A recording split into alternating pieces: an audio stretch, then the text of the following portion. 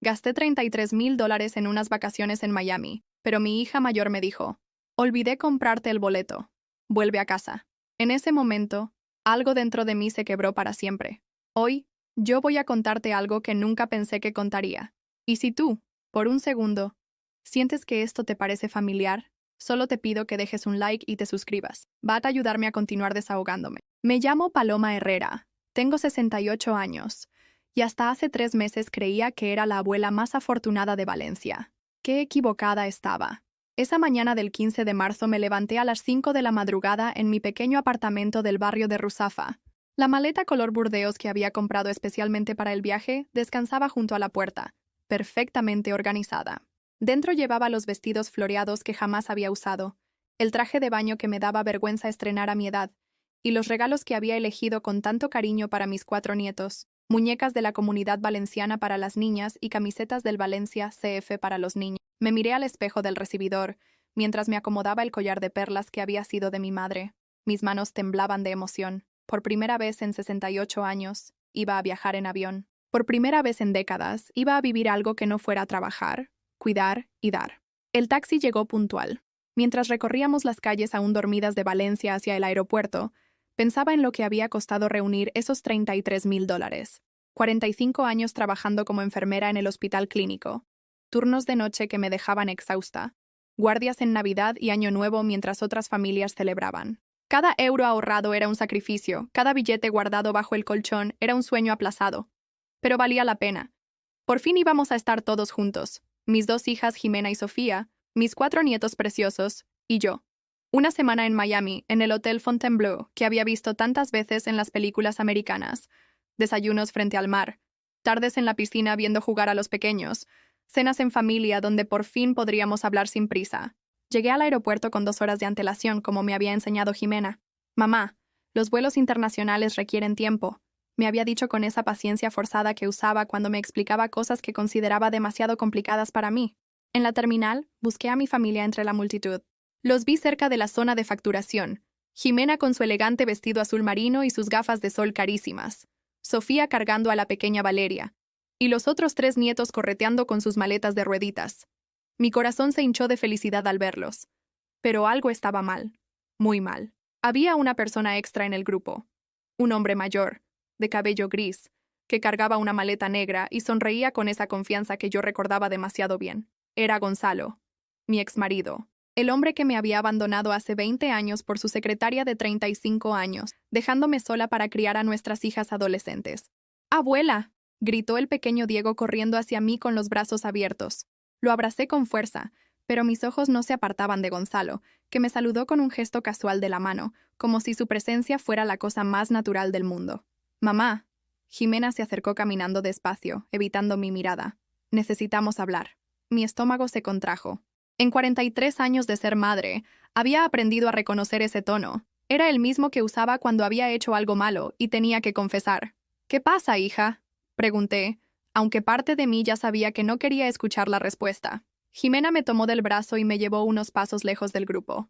Su perfume francés, ese que costaba más de lo que yo ganaba en una semana, me mareó un poco. «Mamá, ha habido un pequeño problema con las reservas», comenzó hablando muy rápido. «Se me olvidó comprar tu boleto. Había tantas cosas que organizar, tantos detalles». El mundo se detuvo.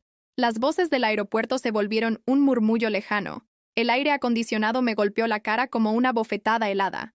«¿Cómo que se te olvidó?», susurré, sintiendo cómo mis piernas comenzaban a temblar. «Es que mira, mamá, hubo muchas reservas, muchas cosas que coordinar. Y además», bajó la voz hasta convertirla en un susurro culpable. «Papá sí viene». Sofía pensó que sería importante que los niños pasen tiempo con él. Ya sabes, han crecido tanto y apenas lo conocen. Papá. La palabra me atravesó como un cuchillo oxidado. El hombre que durante 20 años había sido un fantasma en la vida de sus hijas, que nunca pagó una pensión alimenticia, que se había perdido graduaciones, cumpleaños, enfermedades y lágrimas. Iba en mi lugar, con mi dinero.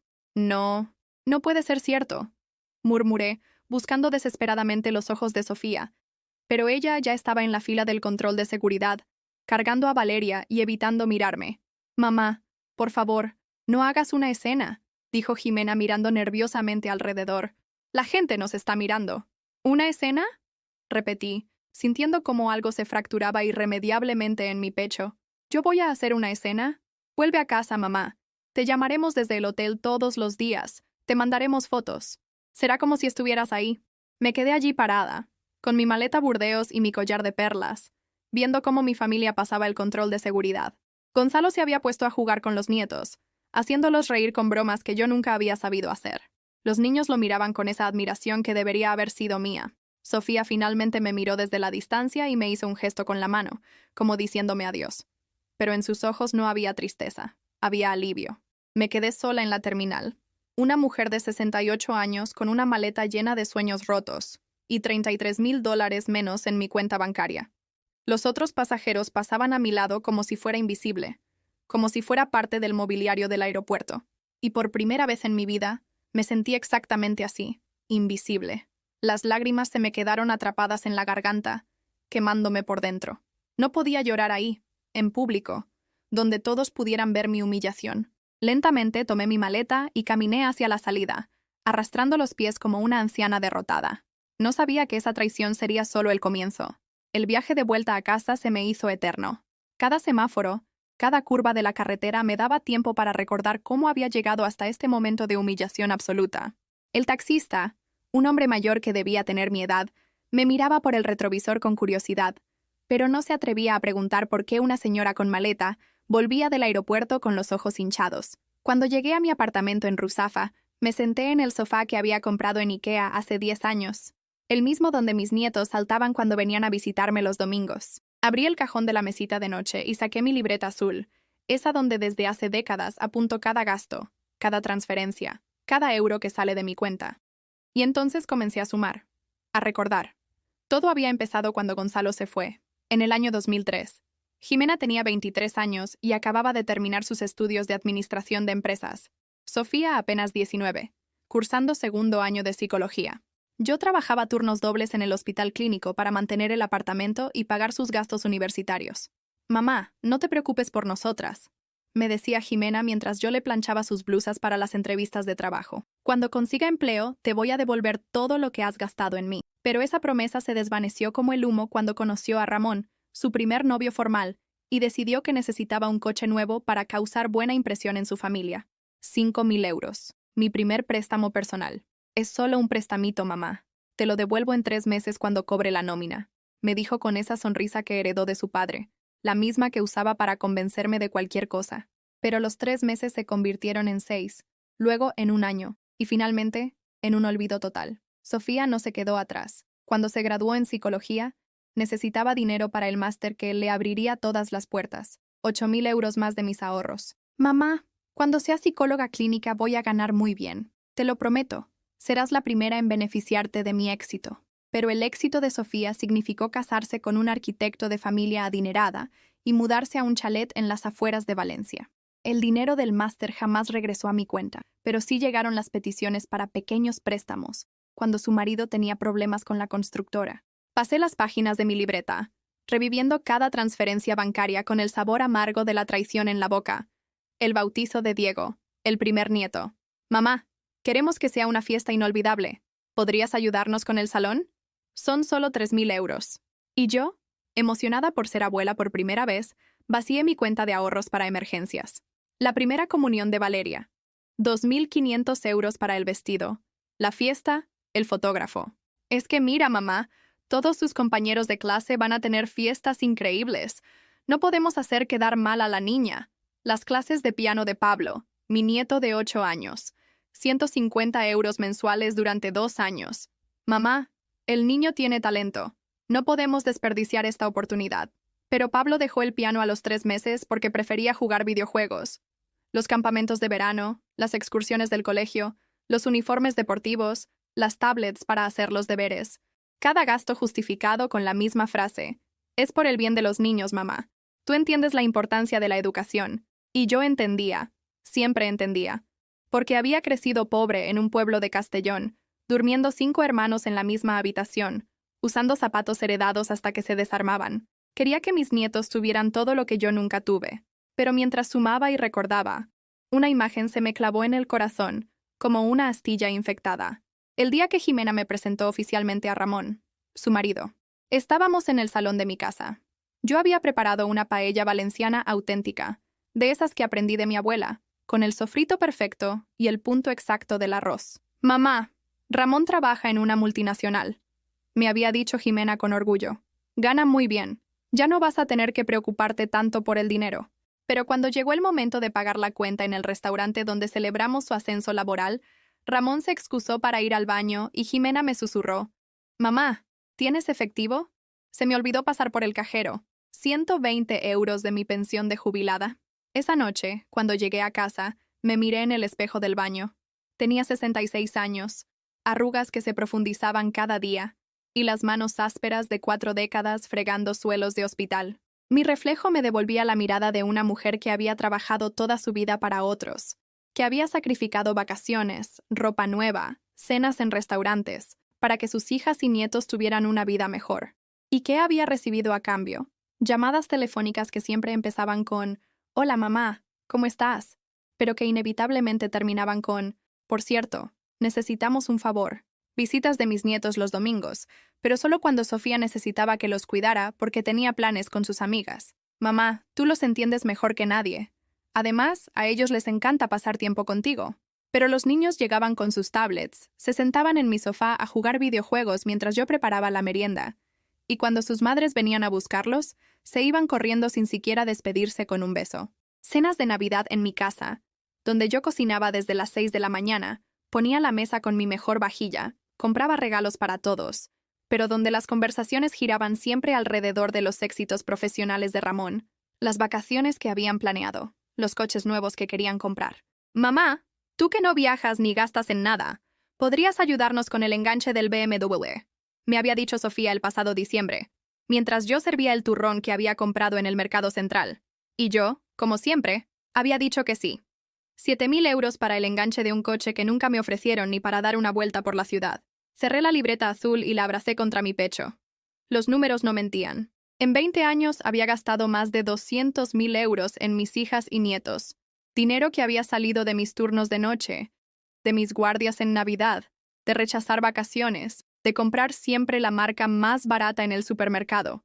200.000 euros que jamás me agradecieron realmente, que siempre fueron recibidos como si fuera mi obligación darlos, como si mi cuenta bancaria fuera una extensión natural de mi amor maternal. Me levanté del sofá y caminé hasta la cocina. Sobre la nevera tenía pegadas con imanes todas las fotos de mis nietos. Cumpleaños, graduaciones, excursiones. En todas las imágenes sonreían con esa felicidad inocente de los niños que crecen sin preocupaciones económicas, gracias a mí. Pero en ninguna de esas fotos aparecía yo. Siempre era la que tomaba la fotografía, nunca la protagonista.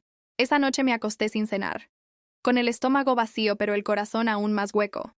Mientras escuchaba el silencio de mi apartamento, un silencio que se había vuelto mi compañero más fiel, me pregunté cuándo había sido la última vez que alguien de mi familia me había llamado solo para saber cómo estaba. ¿Cuándo había sido la última vez que me habían invitado a algo sin necesitar que pagara la cuenta? ¿Cuándo había sido la última vez que me habían dicho «te quiero», sin que viniera seguido de una petición de dinero? No podía recordarlo. Y esa fue la primera noche que comencé a entender que tal vez, solo tal vez, no era la abuela más afortunada de Valencia. Era la más utilizada. Al día siguiente me despertó el sonido de mi teléfono. Eran las 7 de la mañana, hora española. En Miami serían las 12 de la noche. Por un momento, mi corazón se aceleró pensando que tal vez Jimena me llamaba para disculparse, para decirme que había encontrado la manera de que viajara al día siguiente. Pero cuando descolgué, solo escuché risas de fondo y la voz de Sofía, claramente alegre. «Mamá, te llamamos para que veas lo bien que lo estamos pasando. Mira, están los niños». La pantalla del móvil me mostró a mis 4 nietos en bañador, sonriendo frente a una piscina infinita que se perdía en el azul del mar. Detrás de ellos, Gonzalo jugaba voleibol acuático con otros huéspedes del hotel. «¡Abuela! ¡El abuelo nos está enseñando a bucear!», gritó Diego, mi nieto de 8 años, con una emoción que jamás había mostrado conmigo. Abuelo. La palabra me atravesó como un cristal. Gonzalo había sido promovido instantáneamente de «el papá que se fue» a «abuelo», mientras yo me había convertido en la fantasma que pagó el viaje. «Mamá, ¿verdad que estás contenta de que los niños conozcan mejor a su abuelo?», preguntó Jimena desde fuera de cámara, con esa voz forzadamente alegre que usaba cuando sabía que había hecho algo malo. No pude responder. La llamada se cortó abruptamente, dejándome con la imagen congelada de mis nietos abrazando al hombre que nos había abandonado. Ese fue el primer día de 7 días de tortura psicológica. Cada mañana llegaban fotos por WhatsApp. Desayunos en terrazas frente al mar que jamás podría permitirme. Excursiones en yate que costaban más que mi pensión mensual. Cenas en restaurantes donde el plato más barato valía lo que yo gastaba en comida durante una semana. Y en cada imagen, Gonzalo aparecía como el patriarca feliz, el abuelo cariñoso que había regresado para recuperar el tiempo perdido. Los niños se colgaban de sus brazos, reían con sus chistes, corrían a abrazarlo cada vez que llegaba de la playa. «Mira, mamá, qué bien se lleva con Valeria», me escribió Sofía junto a una foto donde mi nieta de 5 años dormía en el regazo de su abuelo. La misma niña que lloraba cuando yo intentaba cargarla porque «abuela, hueles a medicina de hospital». Pero lo que más me dolió fue el vídeo que me enviaron el tercer día. Era la hora de la cena en el restaurante del hotel, y mis nietos habían organizado una presentación especial para su abuelo. Cantaron una canción que habían inventado, algo sobre el abuelo aventurero que vino de lejos para jugar con nosotros. 20 años cuidándolos cuando sus padres salían de viaje. 20 años llevándolos al médico cuando tenían fiebre. 20 años comprándoles regalos que no podía permitirme, y jamás me habían compuesto una canción. Gonzalo se secaba lágrimas falsas mientras aplaudía, interpretando perfectamente el papel del abuelo emocional que había sacrificado mucho para estar ahí con ellos. Ese fue el momento en que algo se quebró definitivamente en mi interior. Esa tarde decidí hacer algo que nunca había hecho. Revisar todo. Absolutamente todo. Subí al altillo de mi apartamento, donde guardo las cajas con documentos viejos, facturas, recibos. Bajé la caja marcada «Familia» y la vacié sobre la mesa del comedor. Ahí estaban todos los recibos de transferencias bancarias de los últimos 5 años. Todas las ocasiones en que había ayudado temporalmente con gastos familiares. Pero mientras los organizaba por fechas, descubrí algo que me dejó sin respiración. Las fechas no coincidían con las emergencias que me habían contado. El préstamo de 8.000 euros que le di a Sofía para una urgencia médica de su marido estaba fechado exactamente 3 días después de que ella había publicado en Facebook fotos de unas vacaciones en Ibiza. Vacaciones que jamás me mencionó, mientras lloraba al teléfono contándome sobre los gastos médicos inesperados. Los 5.000 euros que le presté a Jimena para reparar el coche porque se había averiado coincidían con la semana en que había estrenado en Instagram un bolso de Louis Vuitton, que costaba exactamente esa cantidad. Y los 3.000 euros para los gastos del colegio de los niños que me pidieron en enero resultaron ser la misma semana en que Ramón había publicado fotos esquiando en Baqueira Beret con sus amigos. Me habían mentido, sistemáticamente, durante años. Con las manos temblorosas, seguí revisando documentos hasta que encontré algo que me provocó náuseas. Copias de los extractos bancarios que Jimena me había pedido para ayudarme a organizar mis finanzas como buena hija. Extractos que ella había utilizado para saber exactamente cuánto dinero tenía disponible antes de pedirme cada préstamo. Habían calculado mis sacrificios. Esa noche no pude cenar. Me senté en mi sillón, el mismo donde había amamantado a mis hijas 40 años atrás, y lloré como no lloraba desde el día que Gonzalo se fue. Pero no lloré por tristeza. Lloré de rabia, de una rabia tan profunda y ardiente que me quemaba el pecho. Al día siguiente, cuando sonó el teléfono con otra videollamada desde Miami, no contesté.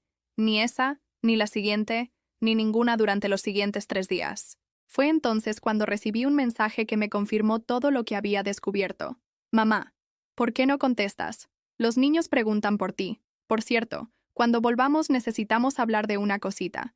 Es sobre la casa de la playa de la abuela Carmen. Como tú nunca la usas y nosotros llevamos años llevando allí a los niños, pensamos que podrías firmarnos la escritura. Solo es un papeleo, para que esté todo más organizado. Ya sabes que la vamos a cuidar mejor que nadie. La casa de la playa. La herencia de mi madre. El único patrimonio que me quedaba además del apartamento donde vivía. Querían que se la regalara. Así, sin más. Como si fuera natural. Como si 20 años de explotación económica no fueran suficientes. Leí el mensaje 5 veces antes de entender completamente lo que estaba pasando. No era solo que me hubieran usado como cajero automático durante 2 décadas. Era que habían planificado quedarse con todo lo que tenía. Era que nunca habían visto en mí a una madre, una abuela, una persona con sentimientos y necesidades propias. Era que siempre había sido únicamente una fuente de recursos económicos con fecha de caducidad.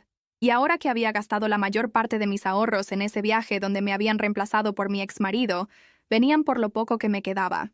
Me levanté del sillón y caminé hasta el espejo del recibidor. La mujer que me devolvía la mirada tenía 68 años, arrugas profundas alrededor de los ojos, y un cansancio que iba más allá de lo físico. Pero por primera vez en décadas, también tenía algo que no había visto en mucho tiempo: claridad. Claridad sobre lo que había sido mi vida durante los últimos 20 años. Claridad sobre lo que significaba realmente para mis hijas. Claridad sobre lo que pasaría conmigo cuando ya no tuviera nada más que darles. Me iban a descartar, como habían descartado todos mis sacrificios, como habían descartado todos mis sentimientos, como me habían descartado en ese aeropuerto. Pero algo había cambiado en esos 4 días de silencio y reflexión, algo fundamental en la forma en que me veía a mí misma. Por primera vez en mi vida, me pregunté, ¿y si digo que no? Por primera vez en mi vida me pregunté, ¿y si no soy yo quien tiene que pedir perdón? Por primera vez en mi vida, me pregunté, ¿y si merezco algo mejor que esto? Esa noche, por primera vez en semanas, dormí profundamente, y cuando desperté, ya no era la misma Paloma Herrera que había subido a ese taxi camino al aeropuerto. El primer signo de que algo había cambiado llegó cuando respondí al mensaje sobre la casa de la playa. No con un sí, claro, como siempre, sino con algo que jamás había escrito en mi vida. No, una sola palabra, 2 letras, pero que contenían 68 años de dignidad recuperada. La respuesta no se hizo esperar. Mi teléfono empezó a sonar a los 5 minutos. Era Jimena, llamando desde Miami con esa urgencia que solo mostraba cuando algo no salía según sus planes. Mamá, ¿qué significa ese mensaje? ¿Estás enferma? ¿Te pasa algo? No me pasa nada, Jimena. Simplemente no voy a firmar la casa. El silencio al otro lado de la línea fue tan prolongado que pensé que se había cortado la llamada.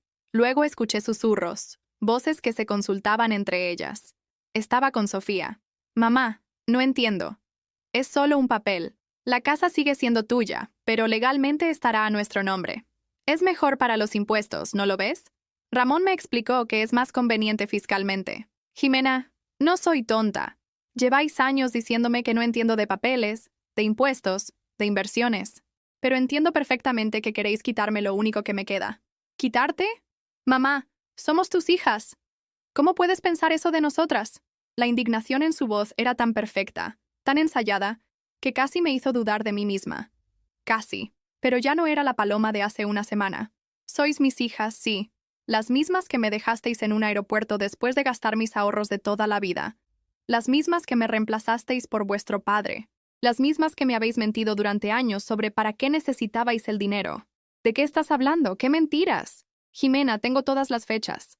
El préstamo para la avería del coche fue la misma semana que compraste el bolso de Louis Vuitton. Los 8.000 euros para la emergencia médica de Sofía fueron 3 días después de sus vacaciones en Ibiza. Otro silencio. Más largo esta vez. Cuando volvió a hablar, su tono había cambiado completamente. Ya no era la hija preocupada. Era la mujer de negocios acorralada. Mamá, creo que estás confundiendo las fechas. Además, ¿desde cuándo nos espías en las redes sociales? ¿No confías en tus propias hijas? Confié durante 20 años, Jimena. Y mirad dónde me ha llevado esa confianza. ¿Sabes qué? Estás siendo muy injusta. Después de todo lo que hemos hecho por ti, después de llevarte con nosotros en este viaje, ¿llevarme?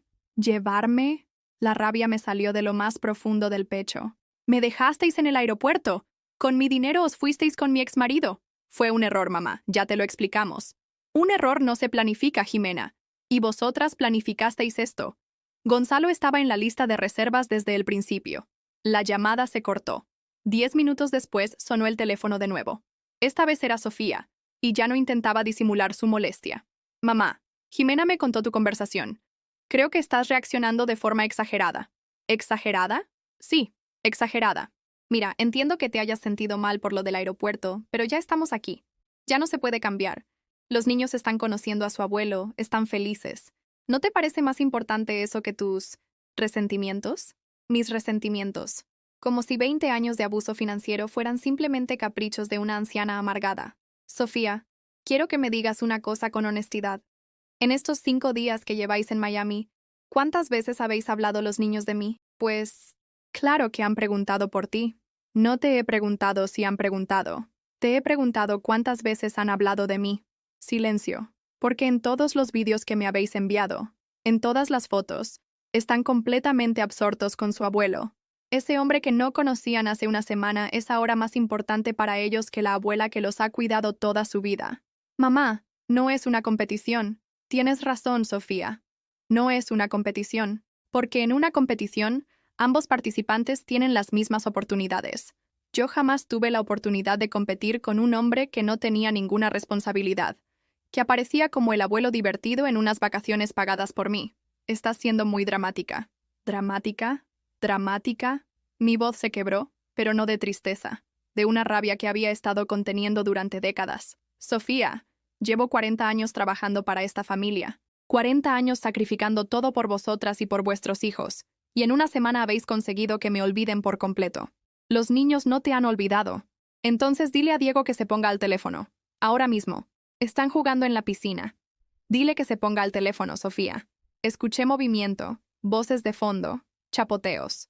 Después la voz de mi nieto de 8 años, claramente molesto por haber sido interrumpido. ¿Hola? Hola, Diego. Soy la abuela. Ah, hola, abuela. ¿Puedo volver a la piscina? El abuelo nos va a enseñar a hacer el salto del ángel. El abuelo. No abuelo Gonzalo, o el papá de mamá. Simplemente el abuelo, como si fuera el único que existiera. Diego, ¿me echas de menos? Sí, claro. ¿Puedo irme ya? Claro, cariño. Ve a jugar. Sofía volvió al teléfono. ¿Ves? Te echamos de menos. Sofía, ese niño me ha hablado como si fuera una desconocida. En 5 días habéis conseguido que me vea como un estorbo en sus vacaciones. ¡Estás exagerando! ¡Basta! Grité con una fuerza que me sorprendió a mí misma. Basta de decirme que exagero. Basta de decirme que malinterpreto. Basta de hacerme sentir culpable por tener sentimientos. Mamá, por favor, baja la voz. No voy a bajar la voz. Durante 20 años he bajado la voz. He tragado mis palabras. He sonreído cuando me dolía. He dado dinero cuando no tenía. He perdonado cuando no debía. Se acabó. ¿Qué quieres decir con se acabó? Quiero decir que cuando volváis de vuestras vacaciones pagas con mi dinero, vamos a tener una conversación muy seria.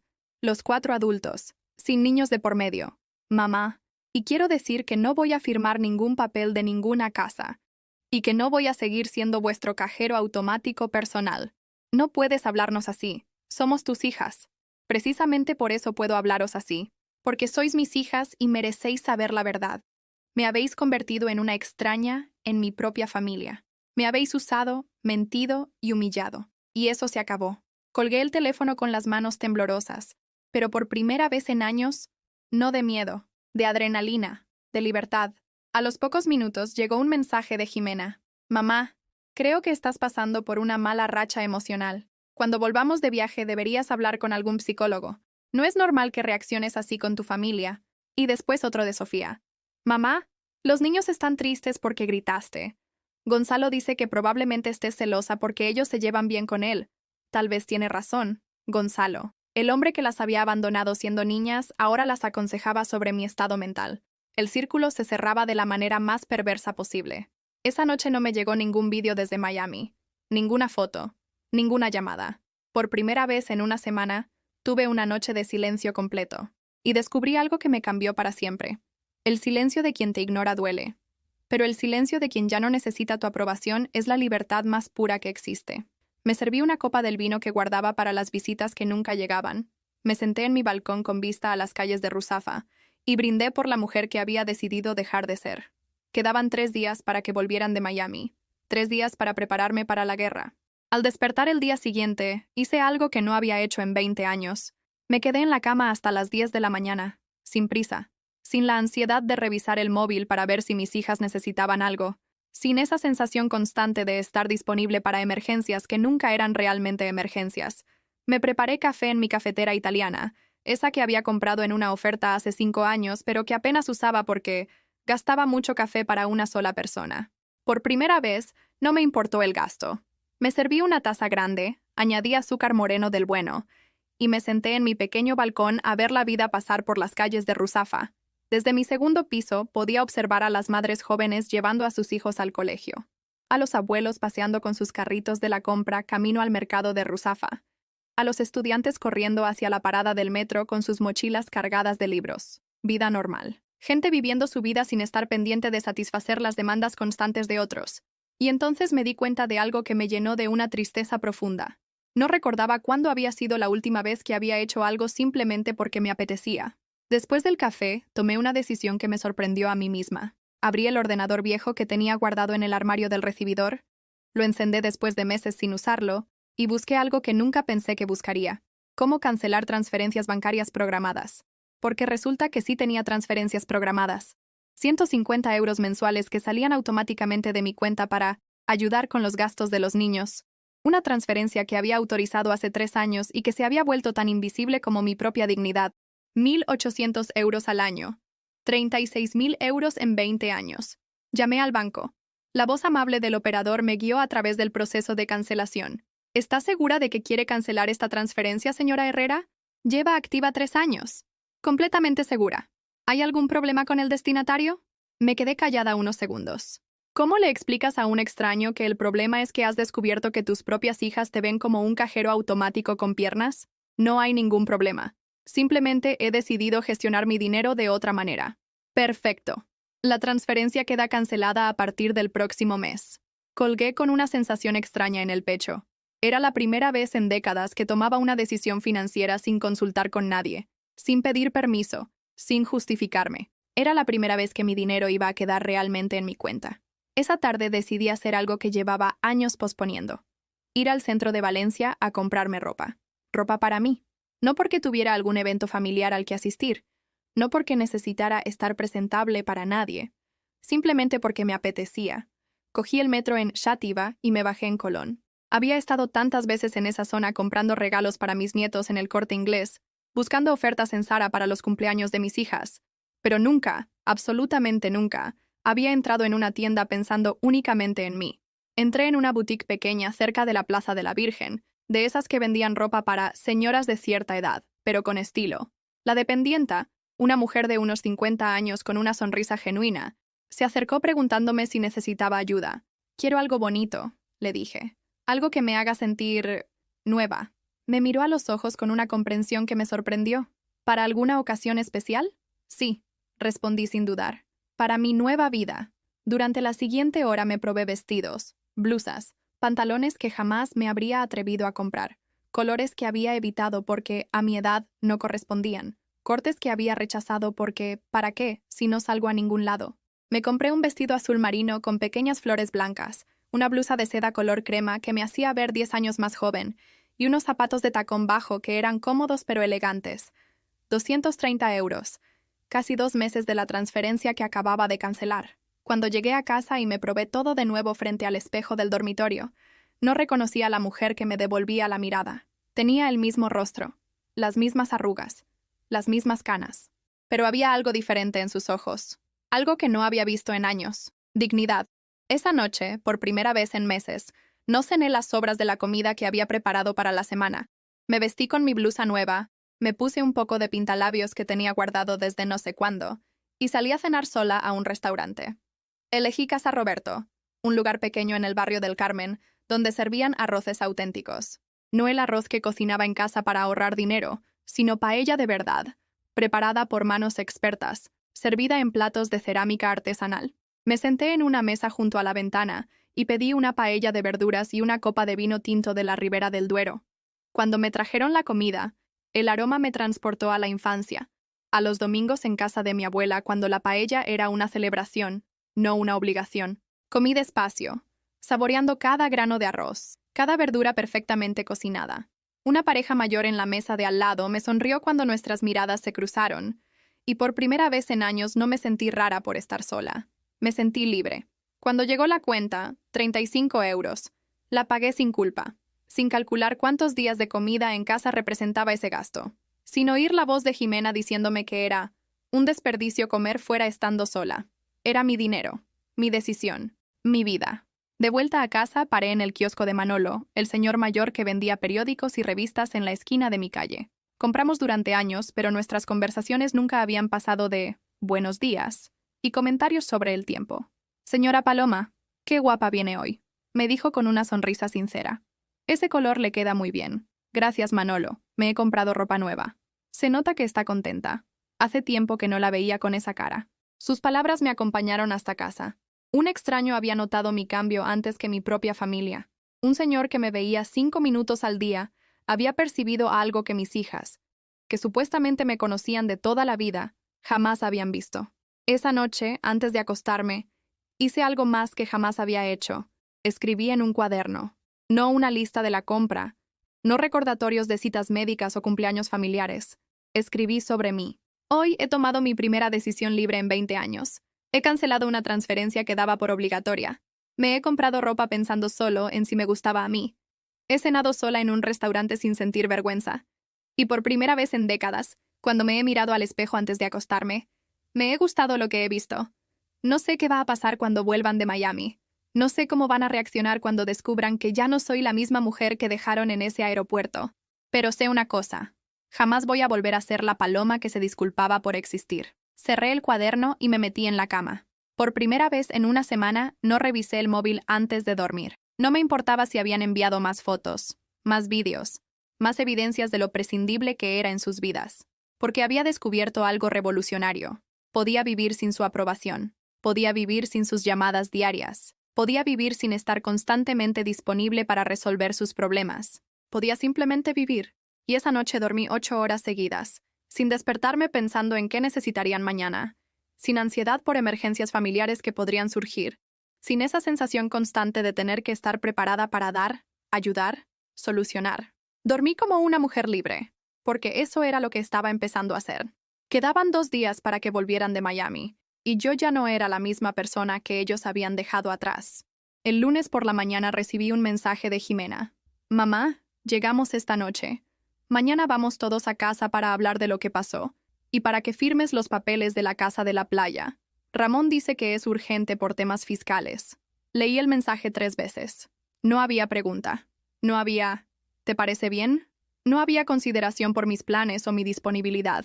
Era una orden disfrazada de información. La antigua Paloma habría respondido inmediatamente con un sí, claro, os espero. Habría corrido a limpiar la casa, a preparar comida para todos, a asegurarme de que todo estuviera perfecto para recibirlos. La nueva Paloma escribió: no voy a firmar ningún papel. Si queréis hablar, será en terreno neutral. Os espero mañana a las 5 en la cafetería Ubik, en la Plaza del Carmen. Venid solo los adultos. La respuesta llegó en menos de 5 minutos. ¿Cómo que terreno neutral? ¿Qué es esto? ¿Una negociación empresarial? Somos familia, mamá. Precisamente por eso necesitamos terreno neutral, respondí. Durante las siguientes horas mi teléfono no paró de sonar. Llamadas de Jimena que no contesté. Mensajes de Sofía preguntando si me encontraba bien. Incluso un audio de voz de Ramón explicándome los beneficios fiscales de la cesión inmobiliaria. A las 6 de la tarde, cuando ya había decidido apagar el móvil, llegó un mensaje que me heló la sangre. Mamá, como veo que no contestas y estás comportándote de forma extraña, hemos decidido pasar directamente por tu casa mañana a las 10 de la mañana. Traemos a los niños porque quieren verte. Esperamos que para entonces hayas recapacitado. Traían a los niños. Lo habían planeado todo. Sabían que no sería capaz de negarme a verlos, que no podría mantener mi postura firme con mis nietos de por medio. Era la manipulación perfecta, pero esta vez se habían equivocado. Cogí el teléfono y marqué el número de Carmen Vizcaíno, la abogada que había llevado mi divorcio hace 20 años. Carmen tenía ahora 65 años. Llevaba 40 años en el bufete familiar, y era de esas mujeres que no se dejaban impresionar por lágrimas ni chantajes emocionales. Carmen, soy Paloma Herrera. Necesito verte urgentemente. ¿Ha pasado algo grave? Sí. He decidido dejar de ser tonta. Carmen se rió al otro lado de la línea. Esa sí que es una urgencia. ¿Puedes venir ahora? Estoy terminando con un cliente, pero te puedo atender después. 1 hora más tarde estaba sentada en el despacho de Carmen, en un edificio señorial del ensanche valenciano. Las paredes estaban cubiertas de libros de leyes y fotografías de Carmen con diversos jueces y políticos autonómicos. Había algo reconfortante en estar rodeada de tanto poder legal. Cuéntame qué ha pasado, me dijo Carmen sirviendo 2 cafés en tazas de porcelana fina. Le conté todo. Los 20 años de explotación financiera, el viaje a Miami, el aeropuerto, las mentiras sobre los préstamos, y ahora el intento de quitarme la casa de la playa. Carmen tomaba notas en un cuaderno de cuero, asintiendo ocasionalmente pero sin interrumpir. Cuando terminé, dejó el bolígrafo y me miró directamente a los ojos. Paloma, ¿tienes pruebas de todo esto? Tengo todas las transferencias bancarias, los extractos, capturas de pantalla de sus redes sociales con las fechas de sus viajes, mensajes de WhatsApp pidiendo dinero. Perfecto. ¿Y qué quieres hacer? Quiero proteger mi patrimonio. Quiero asegurarme de que no puedan presionarme más. Y dudé un momento. Quiero enviarles un mensaje muy claro. Carmen sonrió con esa sonrisa que debía poner a temblar a los abogados contrarios en los juicios. Tengo exactamente lo que necesitas. Durante la siguiente hora, Carmen me explicó varias opciones legales. Podía cambiar mi testamento excluyendo a mis hijas. Podía establecer un fideicomiso que protegiera mis bienes. Podía incluso iniciar acciones legales por el abuso financiero. Pero lo que más me gustó fue su sugerencia más simple. Una carta certificada, redactada en términos legales, estableciendo claramente mis límites y las consecuencias de traspasarlos. La carta será una declaración formal de que conoces tus derechos, que has documentado todo lo que ha pasado y que cualquier intento futuro de coacción o manipulación tendrá consecuencias legales, me explicó Carmen mientras redactaba el documento. Cuando terminamos, ya eran las 8 de la noche. Carmen me entregó 3 copias de la carta y me explicó el protocolo del día siguiente. Paloma, ¿estás preparada para esto? Porque una vez que entregues esta carta, no hay vuelta atrás. Tus hijas van a entender que ya no eres la misma persona. Carmen, hace una semana me dejaron tirada en un aeropuerto después de gastarme los ahorros de toda mi vida. Creo que ya no hay vuelta atrás. Esa noche apenas dormí, pero no por ansiedad, por adrenalina, por la emoción de alguien que va a recuperar su vida después de décadas de haberla perdido. A las 9:30 de la mañana siguiente sonó el timbre de mi apartamento. Llegaban media hora antes, seguramente para pillarme desprevenida, para no darme tiempo a prepararme psicológicamente. Abrí la puerta vestida con mi blusa nueva de seda crema, el pelo recogido en un moño elegante, y las copias de la carta en una carpeta bajo el brazo. Ahí estaban los 4. Jimena con su aire de mujer de negocios importante, Sofía cargando a Valeria, Ramón con su sonrisa condescendiente, y Gonzalo, mi exmarido, con esa confianza de hombre que cree que puede llegar a cualquier sitio y ser bien recibido. «Hola, mamá», dijo Jimena dándome 2 besos que se sintieron fríos como el hielo. «Esperamos que hayas reflexionado sobre todo este malentendido». «No ha habido ningún malentendido», respondí sin invitarlos a pasar. «Mamá, no vamos a hablar en el rellano», dijo Sofía empujando la puerta para entrar. «No vais a hablar en mi casa», repliqué, manteniendo la puerta entreabierta. Ramón se adelantó con esa sonrisa paternal que usaba conmigo desde que conocí a Jimena. «Paloma, seamos razonables. Somos familia. Estos malentendidos se solucionan hablando tranquilamente. Ramón, tú no eres mi familia. Eres el marido de mi hija, pero no tienes ningún derecho a opinar sobre mis decisiones». La sonrisa se le borró de la cara. Gonzalo decidió intervenir. «Paloma, las niñas me han contado que estás pasando una mala época. Es normal. A nuestra edad hay cambios hormonales que... ¿Cambios hormonales?» Lo miré con una mezcla de incredulidad y rabia. «Gonzalo, tú no tienes derecho ni a dirigirme la palabra. Te fuiste de esta familia hace 20 años.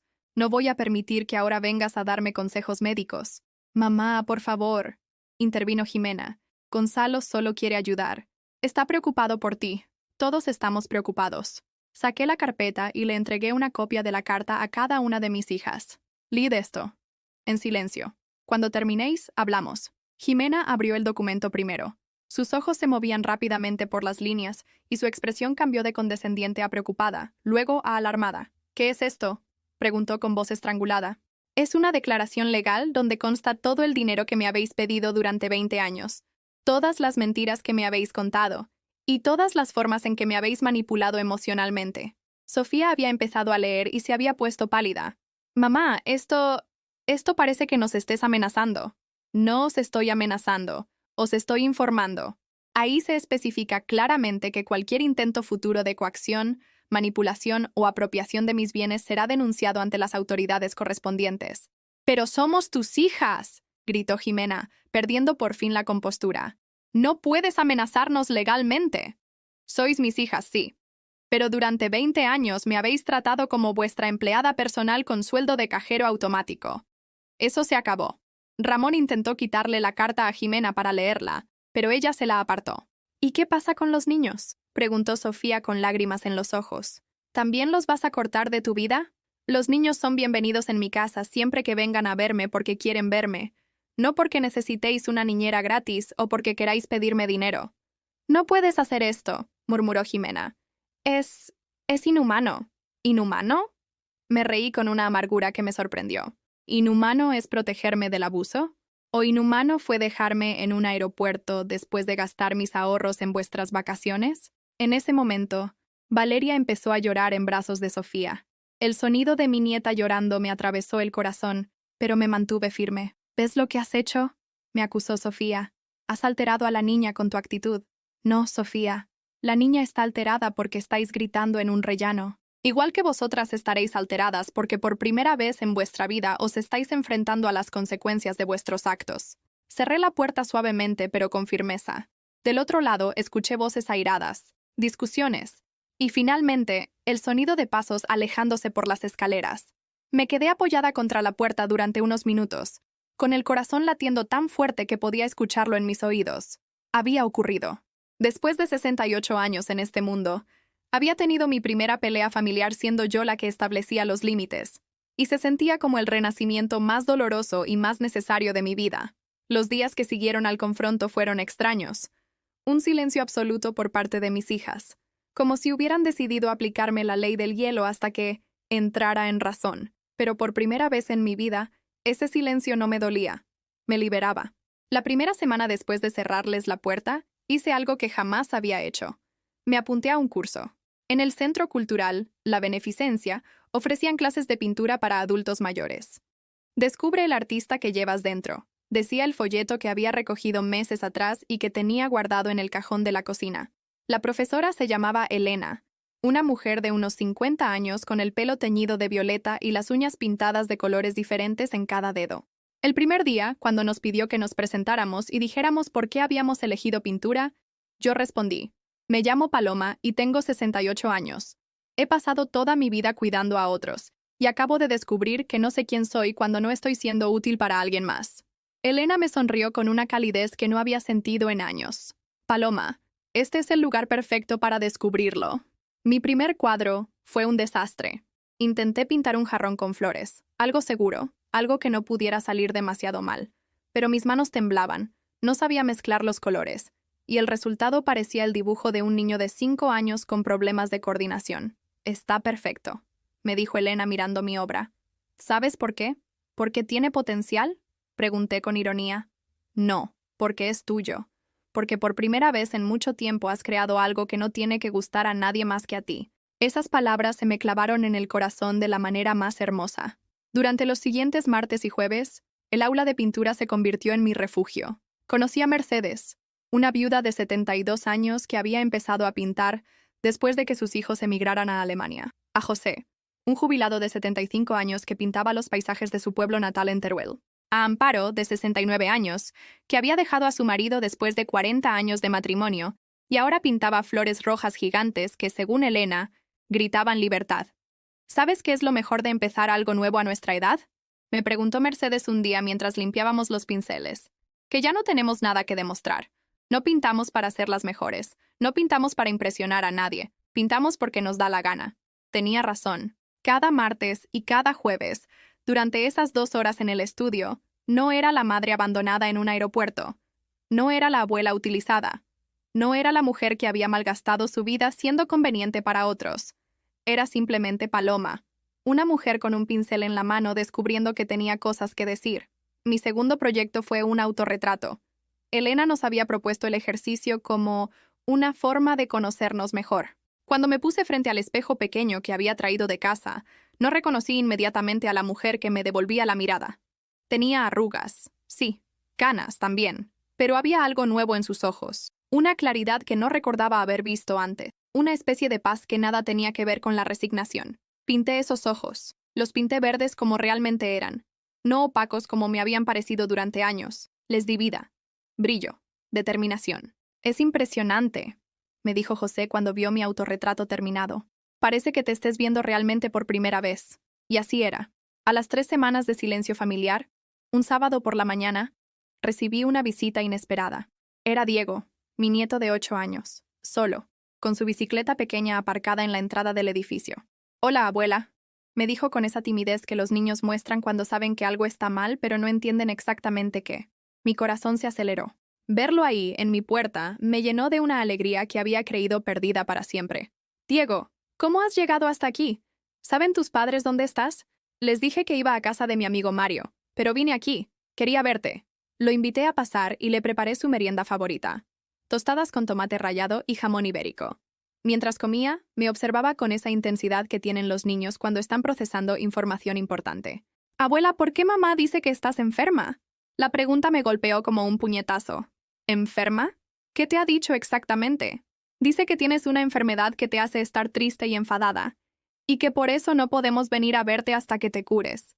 Respiré profundo antes de responder. No iba a mentirle a mi nieto, pero tampoco iba a convertirlo en el mensajero de mis problemas con sus padres. Diego, no estoy enferma. Estoy aprendiendo a ser diferente, más fuerte. A veces cuando los adultos cambiamos, otros adultos no lo entienden. Como cuando yo empecé a defenderme de los niños que me molestaban en el colegio y el profesor se enfadó. La comparación me sorprendió por su precisión. Exactamente como eso. ¿Puedo venir a verte aunque mamá diga que no? Diego, tú puedes venir a verme siempre que quieras, pero no quiero que tengas problemas en casa por mi culpa. Se quedó pensativo un momento, mordisqueando su tostada. Abuela, en Miami papá estuvo muy raro. ¿Raro cómo? Estaba siempre preguntando cosas sobre ti. Que si tenías mucho dinero guardado, que si la casa de la playa era muy grande, que si tenías otros apartamentos, y mamá le contestaba todo. Un escalofrío me recorrió la espalda. Gonzalo había estado recopilando información sobre mi patrimonio. La reconciliación con sus nietos había sido una operación de reconocimiento. ¿Te acuerdas de algo más que preguntara? Sí. Preguntó si tú tenías novio. ¿Novio? Sí. Y mamá se rió y dijo que no, que tú eras muy mayor para esas cosas, pero que si tuvieras novio habría que tener cuidado porque podrían robarte el dinero. La hipocresía me dejó sin palabras. Mis propias hijas riéndose de la posibilidad de que pudiera tener compañía, mientras ellas mismas llevaban 20 años robándome sistemáticamente. Diego se quedó una hora más. Me contó cosas del colegio, me enseñó un dibujo que había hecho de un dinosaurio, jugamos a las cartas. Cuando se fue, me dio un abrazo que me supo a esperanza. Abuela, ¿puedo venir el próximo sábado? Claro que sí, cariño. ¿Y puedo traer mis acuarelas? A lo mejor tú me enseñas a pintar como en las clases que me contaste. Esa tarde, después de que Diego se fuera, me senté en mi balcón con una copa de vino y reflexioné sobre la conversación. Mi nieto había venido a verme por iniciativa propia. Había mentido a sus padres para hacerlo. Y me había dado información valiosa sobre las verdaderas intenciones de Gonzalo, pero sobre todo, me había demostrado que el amor genuino encuentra su camino, incluso cuando los adultos intentan bloquearlo. Al día siguiente, domingo, hice algo que llevaba años sin hacer. Fui sola a la playa. Cogí el metro hasta Malvarrosa y caminé por la arena durante horas. Hacía un día precioso de octubre, con esa luz dorada que solo Valencia sabe regalar. Me senté en un chiringuito, pedí una horchata con fartons y observé a las familias jugando en la arena. Parejas mayores paseando de la mano, grupos de amigos jugando al vóley. Vida, gente viviendo sin el peso de las expectativas ajenas. Por primera vez en décadas, no sentí envidia de esas familias felices. No me dolió ver a las abuelas jugando con sus nietos. No me amargué pensando en lo que había perdido, porque me di cuenta de algo fundamental. Había perdido una familia disfuncional que me explotaba, pero había ganado algo mucho más valioso.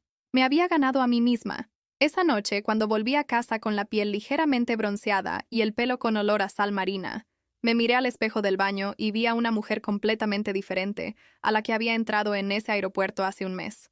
Era una mujer que tomaba clases de pintura porque le daba la gana, que iba sola a la playa y disfrutaba de su propia compañía, que tenía conversaciones honestas con su nieto, que había aprendido a decir no. Era una mujer que había renacido a los 68 años. Y lo más hermoso de todo, era una mujer que, por primera vez en su vida, se gustaba a sí misma. Han pasado 6 meses desde aquella mañana en el aeropuerto de Valencia. 6 meses desde que descubrí que el amor no se compra, por mucho dinero que gastes en intentarlo. Estoy sentada en mi pequeña terraza, con una taza de café que he preparado sin prisa, viendo amanecer sobre los tejados de Ruzafa. En el caballete que instalé junto a la ventana, hay un cuadro a medio terminar, un paisaje de la Albufera que estoy pintando de memoria. Elena dice que es mi mejor trabajo hasta ahora, pero lo más importante es que a mí me gusta. A mí me gusta. Esas 4 palabras se han vuelto mi mantra personal. Desde mi balcón puedo ver a las madres jóvenes llevando a sus hijos al colegio, a los jubilados comprando el pan en la panadería de la esquina, a Manolo montando su kiosco de periódicos. Vida normal de gente que no necesita la aprobación de nadie para levantarse cada mañana. Como yo ahora. La primera llamada de mis hijas llegó 3 meses después del confronto. Era Jimena, con esa voz cuidadosamente modulada que usaba cuando quería conseguir algo importante. Mamá, creo que ya hemos estado suficiente tiempo enfadadas. Los niños te echan de menos. Los niños me ven cuando quieren verme, respondí con tranquilidad. Diego viene cada sábado. Valeria vino el mes pasado con Mercedes, que resulta que es amiga de su profesora de ballet. ¿Mercedes? Una amiga del curso de pintura.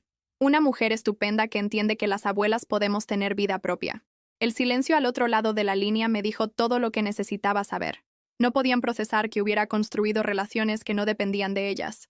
Mamá, necesitamos hablar. En serio. Sin papeles legales de por medio. Estoy abierta a hablar, Jimena. Pero bajo mis condiciones. ¿Cuáles son tus condiciones? Primera.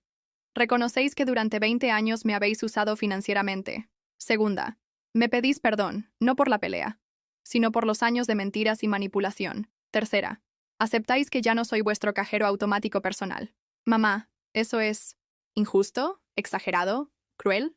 Me reí suavemente. Jimena, injusto fue gastar mis ahorros en un viaje del que me excluisteis. El resto es simplemente honestidad. Colgó sin despedirse. Sofía lo intentó un mes después, con una estrategia diferente. Llegó a mi casa sin avisar, con Valeria de la mano y lágrimas en los ojos. Mamá, por favor. La niña pregunta por ti todos los días. ¿Vas a castigar a una criatura de 5 años por los errores de los adultos? Miré a mi nieta, que efectivamente tenía los ojos llorosos y se escondía detrás de las piernas de su madre. Valeria, ¿quieres subir a merendar con la abuela? La niña asintió entusiasmada. Perfecto. Sofía, tú puedes irte. Vuelves a buscarla en 2 horas. ¿Cómo que me vaya? ¿No puedo quedarme? No. Esto es tiempo de la abuela con su nieta. Sin intermediarios, sin agenda oculta, sin peticiones de dinero. No vengo a pedirte dinero. Me alegro. Entonces no habrá problema en que sea solo tiempo con Valeria. Durante esas 2 horas, mi nieta y yo pintamos juntas, cocinamos galletas de chocolate y jugamos a ser exploradoras en busca de tesoros escondidos por el apartamento. Cuando Sofía volvió, Valeria corría por la casa riéndose, con las manos manchadas de pintura y migas de galleta en la camiseta. ¿Lo habéis pasado bien?, preguntó Sofía. Súper bien. Abuela me enseñó a pintar flores y hicimos galletas, y jugamos a los piratas, y me dijo que puedo venir siempre que quiera. Sofía me miró con una mezcla de sorpresa y algo que podría haber sido respeto. Valeria, ve a lavarte las manos, le dijo. Cuando la niña desapareció en el baño, añadió, se la ve feliz. Los niños son felices cuando sienten amor genuino, no cuando sienten que son una obligación o una herramienta de manipulación. Yo nunca, nosotras nunca. Sofía, trajiste a Valeria llorando para ablandarme. Eso es usar a tu hija como escudo emocional. Se quedó callada un momento. ¿Cómo llegamos a esto, mamá? Llegasteis a esto cuando decidisteis que mi valor como persona dependía únicamente de lo que podía dar. Llegué a esto cuando decidí que merecía algo mejor. Desde entonces, Diego viene cada sábado y Valeria cada 2 semanas. Pablo, el de 8 años, apareció un día con su bicicleta, tal como había hecho Diego. Y Lucía, la mayor, vino el mes pasado porque quería conocer a la abuela rebelde de la que hablan sus hermanos. Los veo sin intermediarios, sin agendas ocultas, sin la presión de tener que demostrar constantemente mi amor a través de regalos caros o favores económicos. Y, sorprendentemente, nuestra relación es más genuina que nunca. Gonzalo intentó contactarme una vez. Un mensaje de WhatsApp que decía, Paloma, las niñas me han contado que estás pasando una mala época. Si necesitas hablar con alguien que te entienda, aquí estoy. Lo bloqueé sin responder. Después de 20 años, seguía creyendo que podía seducirme con palabras. Mi vida ahora es más pequeña pero infinitamente más rica. Los martes y jueves tengo pintura. Los viernes voy a yoga para mayores en el centro cívico. Los sábados Diego y yo exploramos Valencia. Hemos ido al Oceanográfico, a la Ciudad de las Artes y las Ciencias, al Biopark. Él paga su entrada con su paga semanal, yo pago la mía. Como amigos que se quieren, me explicó un día. He viajado. En diciembre me fui sola a Barcelona en tren de alta velocidad, algo que jamás me había permitido. Me alojé en un hotel pequeño cerca de las Ramblas. Visité museos, comí en restaurantes, me compré libros. 5 días siendo turista en mi propio país. ¿No tuviste miedo de viajar sola?, me preguntó Mercedes cuando volví. Tuve miedo, admití. pero era un miedo emocionante, no un miedo paralizante. Era el miedo de quien está haciendo algo nuevo, no el miedo de quien está siendo destruida por otros. Ayer me llegó un mensaje de Jimena. Mamá, Ramón ha perdido el trabajo. La empresa donde trabajaba ha cerrado. Estamos pasando apuros económicos. ¿Podrías ayudarnos con la hipoteca este mes? Solo este mes, te lo prometo. Lo leí 3 veces. La antigua Paloma habría sentido pánico inmediato, culpa por tener dinero cuando ellos lo necesitaban, urgencia de resolver su problema antes que el propio. La nueva Paloma respondió: siento mucho lo de Ramón. Espero que encuentre trabajo pronto. Te recomiendo que habléis con el banco sobre opciones de reestructuración de deuda. Hay muchos recursos disponibles para familias en situación temporal de desempleo. No ofrecí dinero. No me disculpé por no ofrecerlo. No sentí culpa.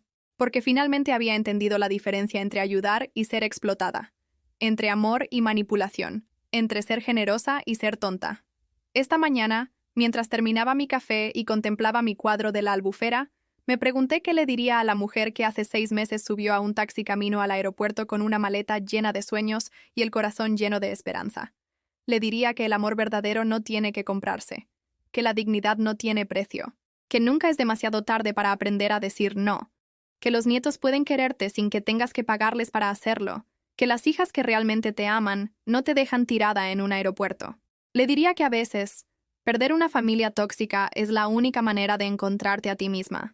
Y le diría que renacimiento y vejez no son conceptos opuestos, que se puede florecer a los 68 años igual que a los 18, que la mejor versión de ti misma puede estar esperándote al otro lado del peor día de tu vida. Anoche, antes de dormirme, me miré al espejo del dormitorio y vi a una mujer de 68 años con arrugas, canas y manchas de pintura bajo las uñas. Pero también vi a una mujer libre, digna y, finalmente, completamente suya. Y esa mujer me sonrió. Por primera vez en décadas, me sonreí a mí misma sin reservas. Ahora, una pregunta para ti que me has escuchado hasta aquí. ¿Has vivido alguna vez algo parecido? ¿Conoces a alguien que haya pasado por una situación similar? Cuéntamelo en los comentarios. Y si esta historia te ha llegado al corazón, si te ha hecho reflexionar sobre el valor que te das a ti mismo, déjame un like y suscríbete al canal. Necesito que esta mensaje llegue a alguien que, como yo hace 6 meses, necesita escuchar que merece algo mejor.